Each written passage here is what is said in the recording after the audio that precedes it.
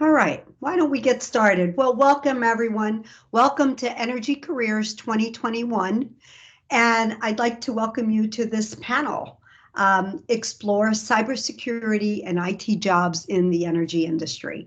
So thank you for joining us today. I'm really excited about having our two panelists. They're exciting and really love to introduce them. So first of all, I'd like to introduce Gurdeep Kaur. She is the Chief Information Security Officer at PSEG. And I'd like to introduce as well, welcome. And then Robert Mims. And Robert is the Director of Security for both gas, not both, gas, nuclear, and electric security operations at Southern Company. So welcome, Robert. Thank you both for joining our panel. So before we get started, just a couple of things. This is going to be a live session. It's being recorded. So thank you for muting your phones. However, I'd ask all of you if you have questions as the panel progresses, either for Gurdeep or Rob, please enter those questions in the chat feature because we will be answering your questions during the session. But we prefer that you probably enter them into the chat feature. Secondly, the bios. I could probably spend 15 minutes talking about Gurdeep and Rob and what they bring and a little bit more about their bios. I would ask you to go to the Resource Center, and under resources you will find their bios and you can read them. So I won't spend the time. We're just going to get right into it and learn more about the great opportunities that the energy industry offers, both in cybersecurity and security. So I'm going to start. Gurdeep, you're responsible for cybersecurity at PSEG. Can you tell us what you do on a day-to-day basis and what you do at PSEG? Sure. First of all, thanks for having me. And on a day-to-day basis, it could be, my team is responsible for everything cyber security, risk, and compliance across the board, whether it is generation, transmission, distribution of electricity, or it is the gas ops, and then of course we have the nuclear plants. So everything is covered within that enterprise cybersecurity risk and compliance function that I lead for PSEG. And every day there could be something going on with respect to the security architecture reviews because we are implementing new solutions or new technologies. It could be we are assessing the privilege access request because someone wants to have the keys to the kingdom. So we are reviewing those requests. We are continuously gathering the threat intel. What is going on around the world? And then correlate that with the logs and the alerts that we receive within PSEG. So we are continuously monitoring our environment, perimeter, as well as inside. Every day we are doing the vendor risk assessments because supply chain is a big part of the risk that we all see in today's world. And then I will not, before I forget, OT security, because what I do is IT and OT, and of course, everyone I'm sure pretty knows here, the operational technology part. And that would include, how one example could be the advanced metering interface infrastructure. So how the smart meters are working, or what are the cyber components for those smart meters. So those are some of the things that myself and my team do on a day-to-day basis, assessing the risk and managing the risk from cyber perspective. That's awesome. It's a tremendous amount. It's very, very broad. Rob, let's hear from you. You're on the security side, not much different, but can you tell us what you do for Southern? Sure. Thank you, Rosa. So very similar to Gurdeep, I support several. So Southern Company is a big energy company in the Southeast. We've got 3 electric utilities and four natural gas utilities some midstream markets, underground storage, some unregulated markets where we actually sell gas to customers, and some trading facilities in energy markets where we sell electricity to other states where we don't operate. And so all of those are my business partners. And so I support, and including 3 nuclear plants. And so I support those business partners in their security objectives. That support really includes, so most of my business partners have that operational technology. And so most of my focus is on supporting operational technology business partners. And these are operations teams who are focused on make, move, and sell energy. So whether it's gas or electricity. And that's their primary focus, and they're not focused on the advanced threats, the threat actors who want to break in and stop them from doing their job. And so I try to educate them on those risks, evaluate their systems. So we're constantly doing assessments, looking at their systems and their capabilities, and then identifying those gaps and helping our business partners understand and prioritize those gaps so that they can invest appropriate security to close them. That's great. Great. Good. So it's interesting. I read both your bios, and you've got some very interesting careers. And what I've learned is that the energy industry wasn't your first job coming into, and we're talking to career changers and job seekers and people that might be in a completely different industry doing a completely different job. So let's hear your story. Seems like, and then the other thing that was really intriguing for me was you're both, I think, engineers, right? Electrical engineers, but right. It doesn't look like both of you are doing engineering work. So talk to me about that. Tell me, I'd love to hear your background, how you got into security, how you got into your jobs and your path.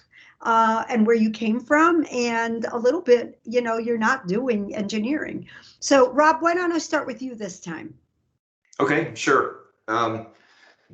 So I, when I was in high school, my dad owned a mobile home toter. And so that's one of those really short semi trucks that moves mobile homes around, right? So we lived in North Florida. And so my job on this in the summers was to crawl under double wide trailers and haul those darn heavy cinder blocks and set the mobile homes up. That's what he did for a living, and I helped him on the summers. I learned really quickly that's not what I wanted to do for a living, right? So when it came time, so when I got out of high school, at the time I had really, I always made the grades. Grades, always seemed to come easy to me. But I didn't have a path to go straight to college. So I enlisted in the Navy and worked my way through the Navy schools. I happened to be a fire controlman was my rating. And so that's focused on delivering fire of weapon systems, right? And so it's not about putting out fires, it's fire control of weapon systems. So my specialty was working on radar systems. So I happened to work on the SPY-1D radar. It's a phased array radar system that's on the Arleigh Burke class destroyers now. So while I was working on that radar, I happened to be selected to be on a pre-commissioning ship on the Arleigh Burke class destroyer. This was the very first ship of its class. And so I got assigned to it really early while the ship was still being built. And because of that, I had the opportunity to meet with all of the civilian contractors, the actual electrical engineers who were building that and assembling that radar system. And they were developing it and testing it as they were building it into the ship, because this was the first ship of its class. Everything was brand new on this thing. And so as I'm working, shoulder to shoulder with these men and women who were really, really smart people, I just really looked up to them. They inspired me. And so I decided then I want to be an electrical engineer. I want to get into government contracting and go build weapon systems. So when I got out of the Navy, I was a resident of the state of Georgia the whole time I was in the Navy, and I always paid Georgia state taxes. So I qualified for the Hope Scholarship. So I walked into Georgia Tech 2 years later, walked out of there with an electrical engineering degree and no debt. It just worked out really well for me. But the 2 years that I was there, I had a full-time job working at the Gwinnett County Public Library System, which is a large library system in a county in north of Atlanta in Georgia. And my job there was to build. We were rolling out Windows 95 public access machines. And so you can, this kind of dates me when Windows 95 was brand spanking new, right? So we're rolling out. We had the dumb terminals. We were replacing the dumb card terminals with the new Windows machines. Hey, And, how's it going? Yeah. If I can ask you to put your phone on mute, I can hear your conversation. Whoever just answered the phone, thank you. I'm sorry, Rob, go ahead. Yeah, no problem. So every day, after school, kids would come into the library. They'd be coming in to do their homework, and they'd get on my brand new public access machine, and they'd start installing games and changing the screens around and just messing with all of my settings, right? And so I'd get called out to come fix it. And it became a cat and mouse game. I'd come up with some sort of control to prevent them from making a change, and then they'd figure out a way around it. I'd have to come up with another control. And that clicked with me. I just really dug that interaction, that whole cat and mouse thing. So that kind of got me into the whole security, tract. And I got that bug. And as I got my degree at Tech, I ended up not getting a job at a government contractor building weapon systems. And I ended up walking right into a security job. And so this was around 2000. So the .com boom, everybody's building websites, e-commerce websites at the time. So I got into an e-commerce website company, started building and developing new e-commerce websites for companies, and then the bubble burst, right? And that company went Chapter 11. So left, had to go find a new job. So landed at a large data center. So this was it was the largest privately owned data center at the time. It was over 320,000 square feet. It was a half mile from one end of the building to the other. It was crazy. Got a lot of walking done. I really got my exercise done in that job. I was there to build, and it was brand new. We were building the data center from scratch. So another opportunity to build something from scratch. And we built the managed security services. So for all the companies who were hosting their systems and their servers and their applications within our data center, we offered managed security services, managed firewalls, intrusion detection, vulnerability assessment, all of that stuff. And so I ended up, starting out, working my way up, and I ended up at the end leading that service providing. So then that company went Chapter 11. So here I am looking for another job. So I finally, this time I landed at a healthcare claims clearinghouse. So kind of moving from one sector to another, telecom in a data center, and then over to healthcare. So a healthcare claims clearinghouse sits in between providers or doctors' offices and hospitals and pharmacies and the payers, the insurance companies. And the clearinghouse facilitates the electronic payment for those healthcare claims, right? It's a whole industry, a whole business in processing the healthcare claims. So I was there when HIPAA became a thing. And so as the Department of Health and Human Services was rolling out the HIPAA security requirements, I got to build a brand new security program from scratch that aligned with this new regulation. And that got me exposure to working with public-private partnerships, working with the Department of Health and Human Services to help them develop this new standard, and also to give them feedback on how the private sector, what the impacts are to the private sector, the cost, the level of effort, everything we have to do to comply with this thing.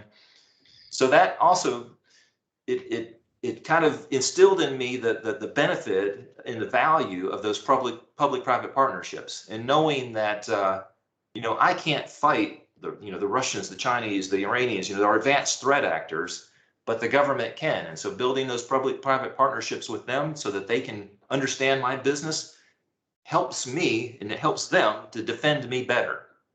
So then that company went Chapter 11. So now I'm looking for another job, and now I'm starting to think, gosh, it's me, right? So this is the third time the company went out from under me, and I swear it wasn't my fault. But so I this time I landed at an energy company. I landed at a gas utility company, and was their CISO, and built the security program from the ground up again. And then we got acquired by a Southern company. So now I'm part of a really large energy, a Fortune 125 energy company. and still have all of the CISO responsibilities I had from the gas company. And then I gained, generation, transmission, and parts of transmission and nuclear. So when I clearly remember my first visit to a plant, and I got to put on my hard hat, my safety vest, what we call our personal protective equipment, our PPE, and walking around a plant, as an IT person, right? A guy who's normally sitting at a computer, working on firewall rules. And it really instilled in me that I'm part of something that's just so much bigger, that this is really, really important. If these big, loud machines, these generators go down, the lights go out, right? And it's chaos. It doesn't take many hours for you not having lights in a whole city for chaos to break out, right? I mean, this is critical stuff. And so that really got me excited. I love this industry. I love what I do. I think what we do is super important. And if we're not doing it, the lights will go out. The energy stops flowing. And so it's a great place to be.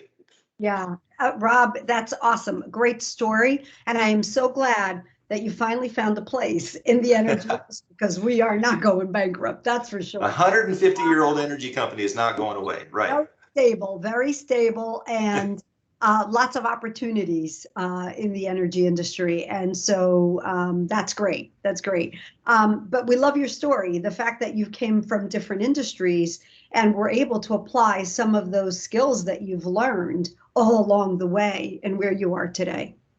So, Gurdeep, I'm going to ask you, because you also have a very interesting background in terms of how you got into the industry, but I also would like you to talk a little bit about a woman working in a job that really, I think, tends to be male dominated in cybersecurity, and have you talk a little bit about your role there as well. So.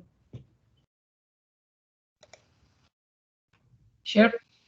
And my story is not as cool as Rob's, but I'll try to make it interesting, because I have a very simple background. I did my electrical engineering back home in New Delhi, India. And the only twist here is my parents wanted me to be a doctor, and I said, no, I want to be an engineer. Why you want to be an engineer? You are a girl, you should become a doctor or a teacher. And so finally they agreed. So I became the electrical engineer. I did my first internship at a gas turbine power plant back home in New Delhi. And that was my only exposure to electric energy sector at all. And later on, when I immigrated to US, primarily I was working either in the financial sector, or I was with IBM for Lucent Technologies. And I was working primarily in the IT, because back that time it wasn't like. Yes, if you can all put your phones on mute, much appreciated. The session is live. Thank you. Sorry, Gurdeep, go ahead. I couldn't hear you. All right. So when I moved to the US, it wasn't about security, it was about Y2K. Anyone remembers? Maybe I'm too old, but maybe some of you can relate. But all that time was more about IT, less about cyber. Then later on, fast forward, 9/11 happened. And there was a lot of focus at that time on security, not on cyber, but on security in general. And that, I would say, made me think that, hey, there are things that are going around in the world that are actually more important than what we would call the number game, like in the financial sector. So I moved in earnest into cyber, had my first full-time job as a senior cyber analyst with AIG. And then I moved my rank up, became the chief security architect, stayed in cyber all the time. But the interesting thing to note there is I did not stay in one domain of cyber. Yes. Yeah, Booter, I got taken care of. If you can please put your phone on mute, I can hear your conversation. Thank you so much. Go ahead, Gurdeep. Sorry about that. So within that, in my 12 years at AIG, I stayed in cyber, but I moved in different domains of cyber. And that's how, I could make my way around, up, whatever we want to call it. And then enough of financial and healthcare came calling. I moved to Horizon Blue Cross. and stayed there for 10 months, learned enough, Rob, about HIPAA. Was very interesting. But then PSEG came calling, and I cannot tell you how excited I got, because that would be, if that worked out, I was thinking to myself, that would be my first full-time job where I can put my electrical engineering degree and the job, and it somewhat kind of, correlates. And when I joined PSEG, I learned about, or learned again about the generation, transmission, distribution. And Rob, the similar feeling I would say I had when I put on the hard hat.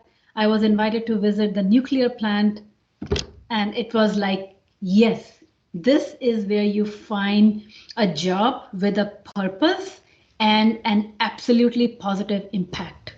Every single day you see that, and that's how I would define my moving into cyber and staying in cyber.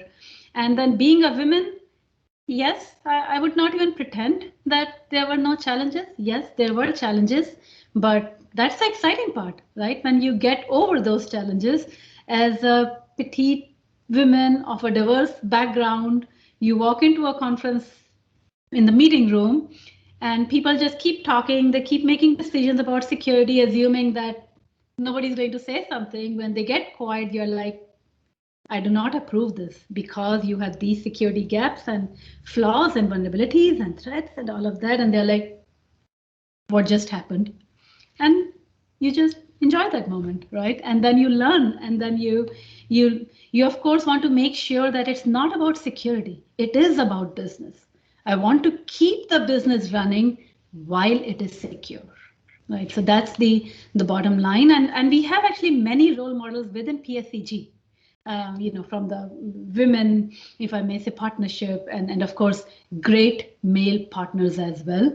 But from the females, I would say our general counsel, Tammy Linde, she's an amazing woman.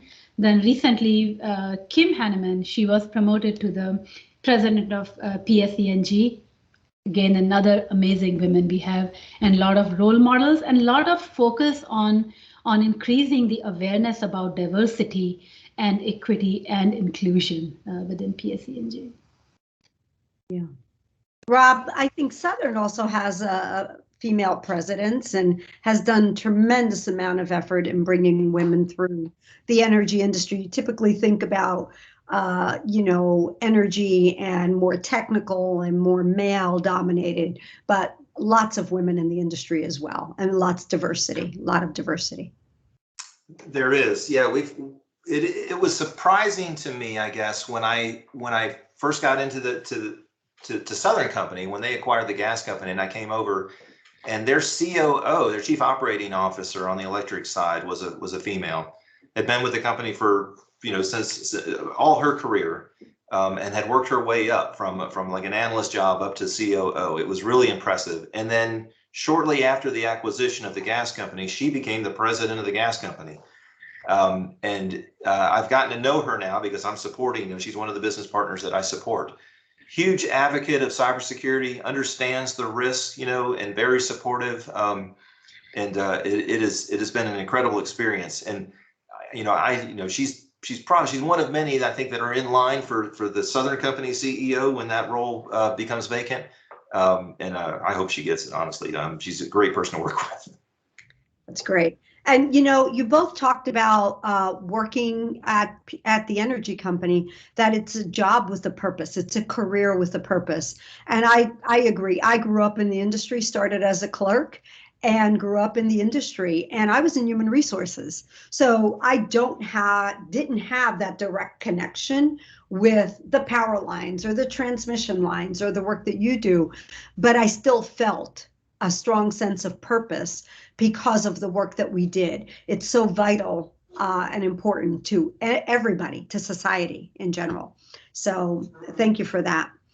I do want to shift gears a little bit and talk a little bit about the types of jobs and careers your company hires for, especially in the areas that you're in, cybersecurity and security, and talk a little bit. So, because the folks on there's people probably that are listening in that might not have a cybersecurity degree or have a security degree, might not even have an engineering degree, but are wondering, is there a job for me in the companies? So if you can talk, you both lead large groups. Can you talk a little bit about some of the work that and the hires that you bring in? So Rob, I'll start with you. Okay, sure. So yes, I mean, cybersecurity, there's so many different areas within cybersecurity, but I think the core, value is just that curiosity. I mean, the word hacker, it wasn't always a negative connotation, right? It started out with people who just wanted to tear things apart to see how they worked. And then once they figured it out, they might have figured out how to make it work differently than the way the original designer intended it to, right? And so they hacked it. That's really the kind of mindset we're looking for. And it's, you could be a coder, someone who writes code, and that might be your passion.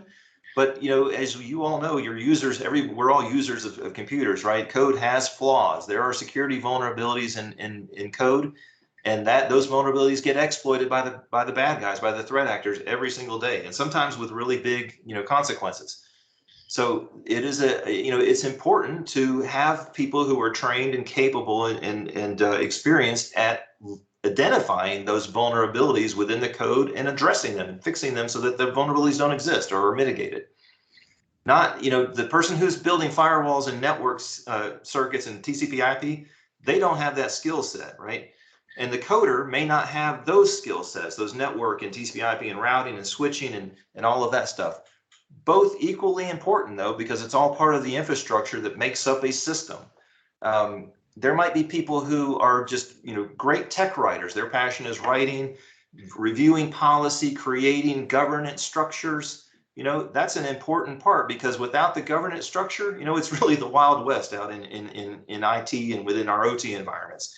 And people are building, and buying technology and processes and vendors every day.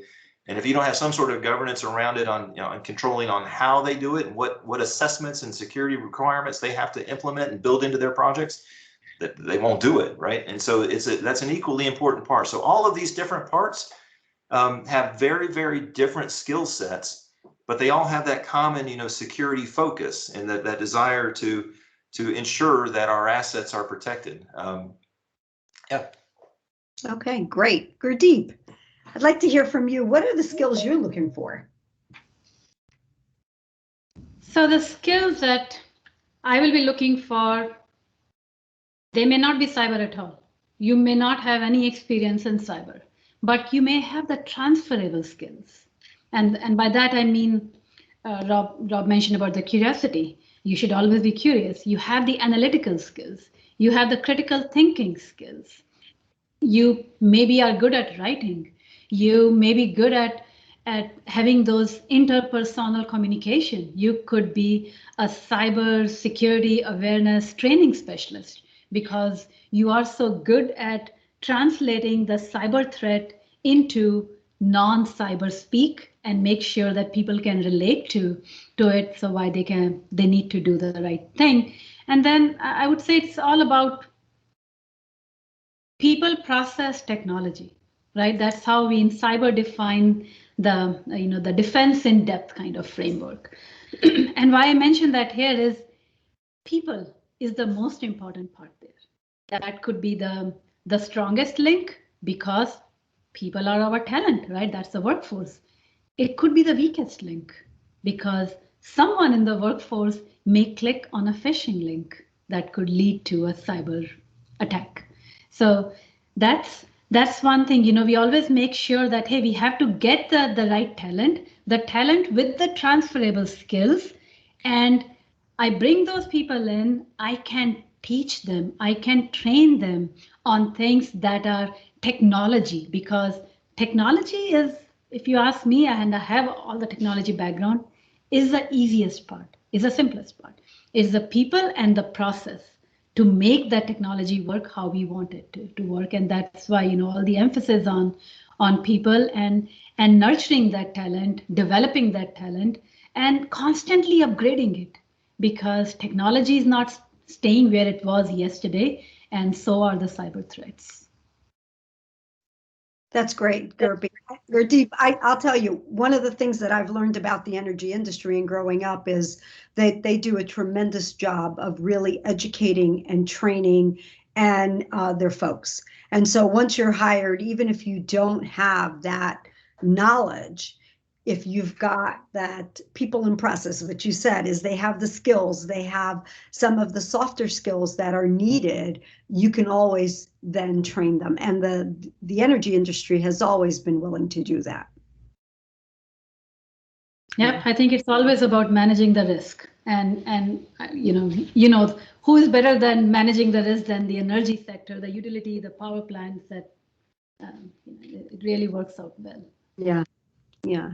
I'd love to hear about just quickly around if you can just share some of the innovation, because I think the energy industry has really evolved over time, and it's really just such interesting work is happening, and we're really being innovative in the work that we do in the energy industry. I'm just wondering if you can share some of the projects that you might be working on, some of the innovative work that's happening in the industry.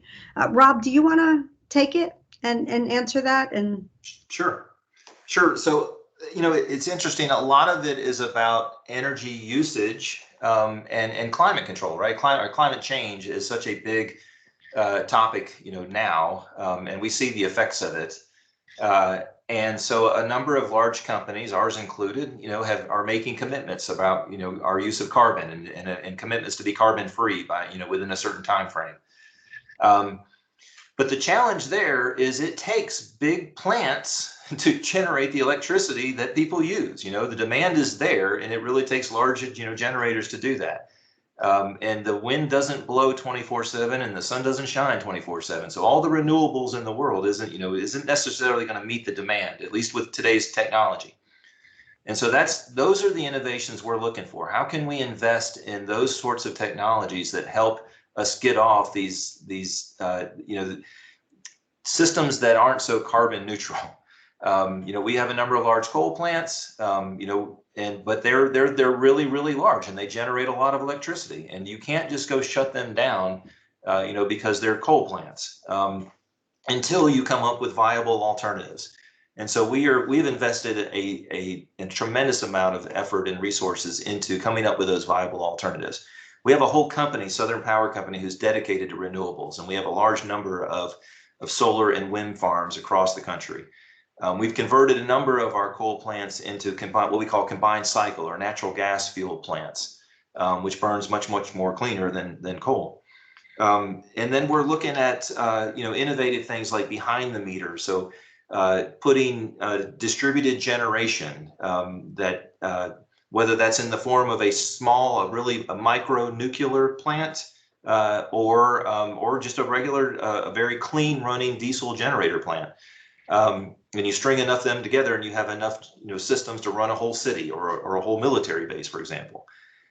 So in every single one of those technologies, those systems have computer technology. They all have software, they all have hardware, they all have computers and routers and switches, and they all have ways of being compromised by advanced threat actors. And so, our job on security is to come up with it as we're building all these new innovations and new technology. How can we keep ahead and keep those things secure? Terrific. Gurdeep, if you have anything to add on innovative projects, and also talk a little, I know that Rob had mentioned some of the jobs that they hire for. What type of jobs does PSEG hire for? And so somebody thinking about coming into cybersecurity, what are some of the jobs they should be looking at? Because I know it's very diverse, very broad when you talked about the diversity of the work that you do.